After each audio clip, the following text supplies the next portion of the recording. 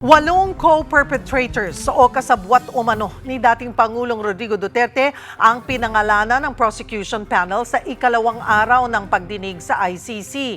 Hinimay din ang mga ebidensya kabilang ang Oplan Tokhang. Magbabalita mula sa The Hague, Netherlands, si Angela Lagunzad Castro. Sa ikalawang araw ng pagdinig sa confirmation of charges ni dating Pangulong Rodrigo Duterte sa ICC, 8 ang pinangalanang co-perpetrators ni Duterte. Bukod sa 5 unang nabanggit noong first day ng hearing na sina Bato de la Rosa, Bongo, Vitaliano Aguirre II, dating Davao Police Chief, Danao at dating NBI Dante Gueran. Nadagdag sa listahan sina Camilo Cascolan at Oscar Albayalde na dating mga hepe ng PNP. Gayon din si dating PIDEA Chief Isidro La Peña. Your Honours, these speeches of co-perpetrators show both the scope of the common plan and those co-perpetrators' agreement to it. Tinalakay din ang Oplan Double Barrel at Oplan Tokhang noong Administrasyong Duterte. Iprinesenta rito ang pagpatay kay Kian de los Santos noong kasagsagan ng War on Drugs. Nagresulta raw sa maraming kaso ng patayan ang 2 programang ito. Pinalabas din ng prosekusyon ang dating talumpati ng Pangulo tungkol sa mga pagpatay sa War on Drugs. Pagka bumunot, patayin mo. Pag hindi bumunot, patayin mo rin. Oh, para matapos na. Kasi maula pa bro. Ako na ang bahala sa inyo. Itaga ninyo ito sa puso ninyo. For as long as I am the president. Nobody but nobody, no military man or policeman will go to prison because they perform their duties well. And this was the pattern, Your Honours.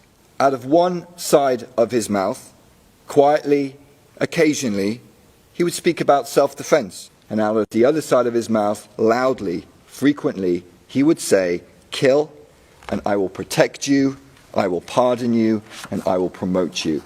Binalikan din ang pinagdaanan ng mga pamilya ng biktima ng drug war. Systematic at planado raw ang mga operasyon ng mga pulis kontra droga.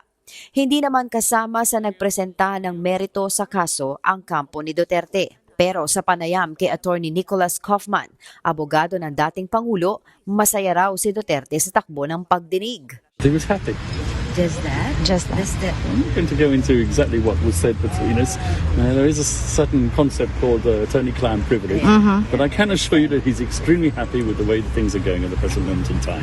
Sa ngayon, humiling si Duterte na huwag nang dumalo sa review of detention hearing sa Biyernes. Tatalakayin dapat ito pagtapos ng closing statement sa confirmation hearing. Pero sabi ni Duterte, legal team niya na lang ang pupunta.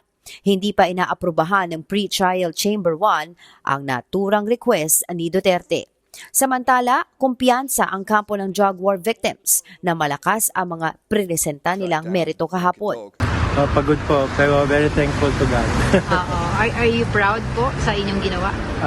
Relieved and happy. And I think it's really more for the victims that their story should be shown before the ICC. I think this case shows that no one is above the law.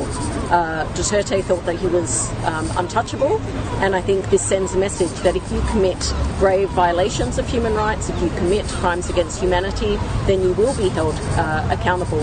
Kapatid, ako si Angela Lagunsad Castro para sa 1PH.